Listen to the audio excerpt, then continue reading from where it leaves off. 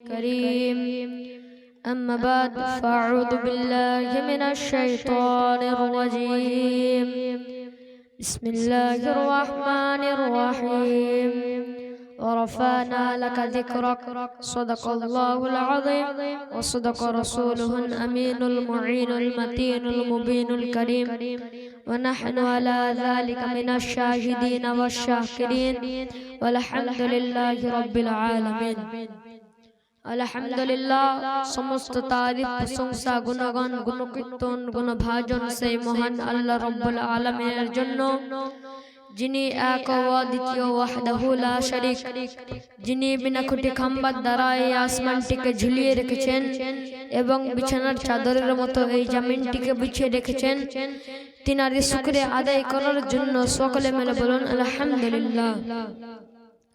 এবং তারপরে পরে আকায়ে নামদার মদিনী কে তাজদার আহমদ মুখতার জনাব মুহাম্মদুর রাসূলুল্লাহ সাল্লাল্লাহু তাআলা আলাইহি ওয়াসাল্লাম, যেই নবী না সৃষ্টি হলে এই আসমান সৃষ্টি হতো না, যেই নবী না সৃষ্টি হলে এই জমিন সৃষ্টি হতো না, যেই নবী না সৃষ্টি হলে এই নদ নালা কিছুই সৃষ্টি হতো না, যেই নবী না সৃষ্টি হলে এই 18,000 মাখলুকাতের মধ্যে এক মাখলুকাতও সৃষ্টি হতো না। লাখো কোটি দরুদ ও সালাম উর্ফত হোক বর্ষিত হোক সেই নবী মুস্তাফার প্রতি, সকলে মিলে বলুন আল্লাহুম্মা আমিন। খুতবার পরে পরে আমি এক টুকরা আয়াত কারিমা তিলাওয়াত করেছি, সেই আয়াতটি হচ্ছে ওয়ারাফানা লাকা যিকরাক। এর মানে, হে আমার নবী, আমি আপনার শান ও শওকতকে উঁচু করে দিয়েছি। বেরাদর সামনে کرام, আমার আল্লাহ তাআলা বলতে আছেন, হে আমার নবী, আমি আপনার শান ও শওকতকে উঁচু করে দিয়েছি। আমার নবীর শান ও শওকতকে কোনো মানুষে উঁচু করেনি, কোনো জিন জাতিতে উঁচু করেনি। আমার নবীর শান ও শওকতকে উঁচু করেছেন মহান আল্লাহ রাব্বুল আলামিন। সুবহানাল্লাহ। বেরাদরের সামনে کرام, কোন মানুষ, এই যে আপনারা লাইট দেখছেন, এই লাইট কোন মানুষে জ্বালিয়েছে, কোন মানুষে এসে তাকে বন্ধ করতে পারবে। কোন গাড়ি কোন মানুষে স্টার্ট করে, কোন মানুষে এসে সেই স্টার্টটিকে বন্ধ করতে পারবে। কোন মানুষ এই বক্স চালিয়েছে, কোন মানুষে এসে এই বক্সটিকে বন্ধ করতে পারবে। কোন মানুষ জেনারেটর চালু করে, কোন মানুষ এসে সেই জেনারেটরটিকে বন্ধ করবে।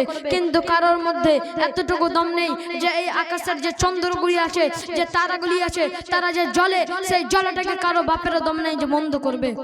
তো বেরাদরের সামনে کرام, এটার কারণ হচ্ছে আল্লাহ তাআলা জ্বালিয়েছে, তাই সেই চন্দ্র এবং নক্ষত্রকে আল্লাহ তাআলা জ্বালিয়েছে। তো আল্লাহ ছাড়া কেউ সেই চন্দ্র তারাকে বন্ধ করতে পারবে না। এরকমই আমার নবী মুস্তাফার শান ও শওকতকে কোনো মানুষে উঁচু করেনি, কোনো জিন জাতিতে উঁচু করেনি যে কোনো মানুষে আমার নবী মুস্তাফার শান ও শওকতকে নিচু করতে পারবে। আমার নবী মুস্তাফার শান ও শওকতকে মহান আল্লাহ রাব্বুল আলামিন উঁচু করেছে। তো বেরাদরের সামনে کرام, যতদিন ধরে আমার নবী এই দুনিয়ার বুকে এসেছে, ততদিন ধরে আমার নবীর শান ও শওকতকে নিচু করার জন্য অনেক লোকই ছিল, কিন্তু আমার নবী মুস্তাফার শান ও শওকতকে নিচু করতে পারেনি, আজ পর্যন্ত পারেনি এবং কিয়ামত পর্যন্ত পারবে না। বেরাদরের সামনে کرام, কোন মানুষ যদি কোন মানুষকে পাওয়ার দেয়, তাহলে সেই মানুষের পাওয়ার আজকে আছে, কালকে নাও থাকতে পারে। যেমন আপনাদের গ্রামের মেম্বার, আপনাদের মানুষের নিজের পাওয়ারে সেই মানুষটি পাওয়ার পেয়েছে, আজকে আছে, 5 বছর পরে নাও থাকতে পারে। কোন এমএলএর পাওয়ার, মানুষের দেওয়া পাওয়ার আজকে আছে, 5 বছর পরে নাও থাকতে পারে। কোন এমপির পাওয়ার, মানুষের দেওয়া পাওয়ার আজকে আছে, 5 বছর পরে নাও থাকতে পারে। কোন মুখ্যমন্ত্রীর পাওয়ার আজকে আছে, 5 বছর নাও থাকতে পারে। কোন প্রধানমন্ত্রীর পাওয়ার আজকে আছে, 5 বছর পরে নাও থাকতে পারে। কিন্তু বেরাদরের সামনে کرام, আজকে আছে আমার নবী মুস্তাফার পাওয়ার, কিয়ামত চলে আসবে, তাও আমার নবী মুস্তাফার পাওয়ার কোনোদিন কমবে না। সুবহানাল্লাহ। বেরাদরের সামনে کرام, আমার নবী মুস্তাফার পাওয়ারকে কেউ কমাতে পারেনি এবং কিয়ামত পর্যন্ত আমার নবী মুস্তাফার পাওয়ারকে কমাতে পারবে না। আমার নবী মুস্তাফার একজন চাচা ছিল, তার নাম আবু জেহেল। সেই আবু জেহেল আমার নবী মুস্তাফার শান ও শওকতকে নিচু করানোর জন্য একদিন সেই আবু জেহেল হাতের মধ্যে কোনো একটা জিনিস নিয়ে এসে আমার নবী মুস্তাফাকে বলছেন, এ মুহাম্মদ, তুমি যদি বলতে পারো আমার হাতের মুঠির মধ্যে কি আছে, তাহলে আমি তোমার কলেমা পড়ে মুসলমান হয়ে যাব। কিন্তু আমার নবী করিম সাল্লাল্লাহু তাআলা আলাইহি ওয়াসাল্লাম আগে থেকেই জানতো যে আবু জেহেল কোনোদিন আমার কলেমা পড়বে না। কিন্তু তাও আমার নবী মুস্তাফা বলছেন, হে আবু জেহেল, আমি যদি এটাকে না বলি, আমি যদি তোমার হাতের মধ্যে কি আছে আমি যদি না বলি, সেই জিনিসটা যদি বলে দেয় যে আমি কে, তাহলে কিরকম হয়? তখন আবু জেহেল বলছে তাহলে তো আরো ভালো হয়। তখন আমার নবী মুস্তাফার এক ইশারাতে সেই আবু জেহেলের হাতের মধ্যে যে জিনিসগুলো ছিল সঙ্গে সঙ্গে পড়তে আছে লা ইলাহা ইল্লাল্লাহু মুহাম্মাদুর রাসূলুল্লাহ। সুবহানাল্লাহ। বেরাদার সামনে কারাম দেখুন সেই পাথর কিংবা কাকর আমার নবী মুস্তাফা চিনে, কিন্তু আজকালকার কোন মৌলবি বার হয়েছে, অনেক লোক আছে যারা আমার নবী মুস্তাফাকে চেনে না, যারা বলে আমাদের মতনই নবী। নাউজুবিল্লাহ, আপনারা আস্তাগফিরুল্লাহ পড়েন। আমাদের মত নবী কি করে হতে পারে? সেই নবী এক ইশারাতে চন্দ্রকে, যেই সূর্য ডুবে গেছিল সেই সূর্যকে হাতের ইশারাতে যদি উঠিয়ে দেয়, কোন মানুষ আছে যে সেই সূর্যকে, ডুবন্ত সূর্যকে আবার উঠাতে পারবে? কোনো মানুষ নাই। তো বেরাদার সামনে کرام আমার নবী মুস্তাফা একদিন হযরত আলীর জাঙ্গে মাথা দিয়ে ঘুমাচ্ছিলেন। তখন হযরত আলী আসরের নামাজটি কাজা হয়ে যায়। তখন হযরত আলী কাঁদতে লাগেন। তখন সেই কানের যে পানিগুলো আছে আমার নবী মুস্তাফার চেহারা মুবারক পড়ে যায়। তখন আমার নবী মুস্তাফার নিদ্রা ভেঙে যায়। তখন আমার নবী মুস্তাফা উঠে বলছেন, হে আলী তুমি কাঁদছো কেন? তখন হযরত আলী বলছেন, ইয়া রাসূলুল্লাহ, ইয়া হাবিবাল্লাহ নবী গো, আপনি যখন আমার জাঙ্গের মাথা দিয়ে ঘুমাচ্ছিলেন, আপনার ঘুমাতে ঘুমাতে আসরের নামাজ আমার কাজা হয়ে গেছে, সূর্য ডুবে গেছে, এখন আমি কিভাবে নামাজ পড়বো? তখন আমার নবী মুস্তাফা বলছে, তুমি সেই নামাজটি কাজা পড়বে নাকি আরো আবার জামাত করে পড়বে? তখন হযরত আলী বলছে, যদি আপনি না থাকতেন তাহলে আমি সেই নামাজটিকে কাজা পড়ে নিতাম, কিন্তু যেহেতু আপনি আছেন সেহেতু আমি জামাতের সহিত পড়বো। তো বেরাদার সামনে کرام তখন আমার নবী মুস্তাফা পশ্চিম দিকে যেদিকে সূর্যটি ছিল সেই দিকে হাতের আঙ্গুল দিয়ে এমনি করে সামনে দিকে নিয়ে চলে গেল। তখন মনে মনে কি বললো, আল্লাহর এক হুকুমে সেই ডুবন্ত সূর্য আসরের আজান দেওয়ার সময় যেই জায়গাতে থাকে সেই জায়গাতে আবার পুরনোয় ফিরে চলে গেল। সুবহানাল্লাহ। তো বেরাদার সামনে গেলাম, দেখুন আমার নবীর পাওয়ার কতটা। হাতের এক ইশারাতে সূর্য আবার উঠে যায়, ডুবন্ত সূর্য আবার উঠে যায়। বেরাদার সামনে গেলাম, এবং একদিন নবী করিম সাল্লাল্লাহু আলাইহি সাল্লাম একদিন আবু বকর সিদ্দিকের জাঙ্গে মাথা দিয়ে ঘুমাচ্ছিলেন।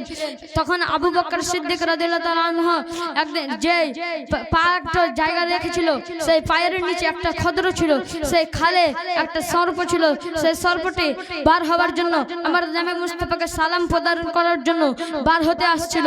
তখন আবু বকর সিদ্দিক তাকে বাধা দেয়। সে বাধা দেওয়ার কারণে সেই সাপটি আবু বকর সিদ্দিকের পায়ে কামড় দেয়।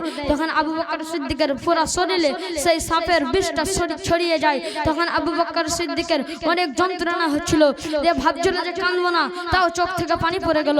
তখন আমার নবী মুস্তাফার চেহারা মুবারকে সেই পানিটি পড়ে গেল। তখন আমার নবী মুস্তাফার ঘুম ভেঙে গেল। তখন আবু বকর সিদ্দিককে বলছে, হে আবু বকর সিদ্দিক, তুমি মক্কা নগর ছেড়ে এসেছো, তাই জন্য কি কাঁদছো? তুমি তোমার মা বাবাকে ছেড়ে এসেছো, তাই জন্য কি কাঁদছো? তুমি তোমার ছেলেদেরকে ছেড়ে এসেছো, তাই জন্য কি কাঁদছো? তুমি তোমার ধন দৌলতকে ছেড়ে এসেছো, তাই জন্য কি কাঁদছো? তুমি তোমার আব্বা মাকে ছেড়ে এসেছো, তাই জন্য কি কাঁদছো? তুমি তোমার যত ধন দৌলত আছে সব মক্কা নগরে থেকে গেছে, আর তোমাকে মক্কা থেকে মদিনাতে হিজরত করতে হচ্ছে, তাই জন্য কি কাঁদছো? তখন আবু বকর সিদ্দিক বলছে, না ইয়া রাসূলুল্লাহ, ইয়া হাবিবাল্লাহ, আপনার পায়ের তলে আমি আমার যত কিছু আছে সবকে কুরবান করে দেবো, তাও এক ফোঁটা আমার চোখ থেকে পানি বেরোবে না। তখন আমার নবী মুস্তাফা বলছে, তাহলে কিসের জন্য তুমি কাঁদছো? তখন আবু বকর সিদ্দিক যত ঘটনা ছিল সেগুলো আমার নবী মুস্তাফা বললো। তখন আমার নবী মুস্তাফা বলছে যে কোন জায়গাতে সেই সাপটি কেটেছে তুমি আমাকে দেখাও। তখন সেই স্থানটিকে আমার আবু বকর সিদ্দিক সেই স্থানটিকে দেখিয়ে দিল আমার নবী মুস্তাফা। তখন আঙুরের আগালটিতে নিজের থুতু মুবারক নিয়ে সেই জায়গাতে বুলিয়ে দেওয়ার সঙ্গে সঙ্গে সাপের বিষ পানির মতো হয়ে গেল। জোরে বলুন সুবহানাল্লাহ। তো বেরাদার সামনে গেলাম, আজকালকার কোনো মানুষ আছে যারা নিজের থুপ দিয়ে সে সাপের বিষকে পানি করতে পারে? কারো এত বড় দম নাই, কিন্তু আমার নবী মুস্তাফা এই থুতু মুবারক দিয়ে সাপের বিষকে পানি করে দিয়েছিল।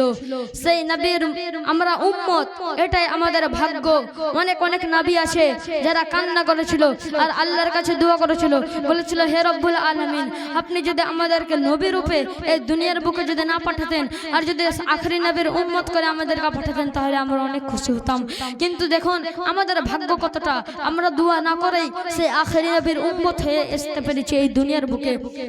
তো বেরাদার সামনে کرام আপনারা সেই আখেরি নবীর দয়ালু নবীর মায়ার নবীর উম্মত হয়েছেন তো সেই আখেরি নবীর যেগুলো বলেছে সেই নবী যেগুলো বলেছে সেগুলো আমাদেরকে করে চলতে হবে আমাদেরকে 5 ওয়াক্তের নামাজ পড়তে হবে এবং যখন রোজার টাইম আসবে তখন আমাদেরকে রোজা রাখতে হবে এবং বেশি পয়সা থাকলে হজ করতে হবে যাকাত প্রদান করতে হবে বেরাদার সামনে کرام আমি আমার বক্তব্যকে এখান থেকে ইতি করছি বক্তব্যের মধ্যে হয়ে থাকে কোনো ভুল বা ত্রুটি ক্ষমা প্রার্থী মা আলাইনা ইল্লাল বালাগ আসসালামু আলাইকুম ওয়া রাহমাতুল্লাহি তাআলা ওয়া বারাকাতুহু